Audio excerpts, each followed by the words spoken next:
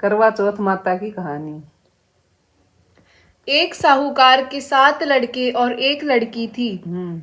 एक बार कार्तिक मास की कृष्ण पक्ष की चतुर्थी तिथि को सेठानी सहित उसकी 7 बहुओं और उसकी बेटी ने भी करवा चौथ का व्रत रखा।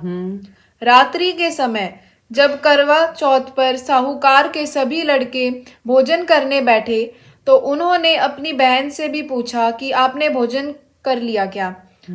इस पर बहन ने कहा, भाई अभी चांद नहीं निकला है। चांद के निकलने पर उसे अर्घ देकर ही मैं आज भोजन करूंगी। साहूकार के बेटे अपनी बहन से बहुत प्रेम करते थे। उन्हें अपनी बहन का भूख से व्याकुल चेहरा देख बहुत दुख हुआ। साहूकार के बेटे नगर के बाहर चले गए और वहां एक पेड़ पर चढ़कर उन्होंने अग्नि जला दी। घर वापस आकर उन्होंने अपनी बहन से कहा, देखो बहन, चांद निकल आया है। अब तुम उन्हें अर्घ देकर भोजन ग्रहण कर लो। साहूकार की बेटी ने अपनी भाभीयों से कहा, देखो चांद निकल आया है, तुम लोग भी अर्घ देकर भोजन कर लो। ननद की बात सुनकर भाभीयों ने कहा, बहन अभी चांद नहीं निकला है, तुम्हारे भाई धोखे से अग्नि जलाकर उसके प्रकाश को चांद के रूप में तुम्हें दिखा रहे हैं। साहूकार की बेटी अपने भाभीयों की बात को अनसुनी करते हुए भाइयों द्वारा दिखाए गए चांद को अर्घ देकर भोजन करने लगी। इस प्रकार करवा चौथ का व्रत भंग करने के कारण विघ्नहर्ता भगवान श्री गणेश साहूकार की लड़की पर अप्रसन्न हो गए। गणेश जी की अप्रसन्नता के कारण उस लड़की का पति बीमार पड़ गया और घर में बचा हुआ सारा धन उसकी बीमारी में लग गया।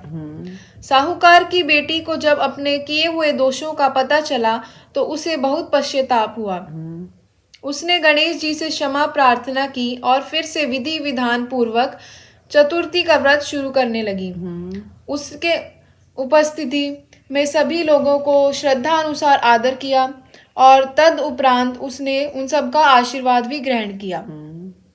इस प्रकार उस लड़की के श्रद्धा भक्ति को देखकर एक दंत भगवान गणेश जी उस पर प्रसन्न हो गए और उसके प्रति को जीवन दान प्रदान कर दिया। उसे सभी प्रकार के रोगों से मुक्त करके धन संपत्ति और वैभव से युक्त भी कर दिया।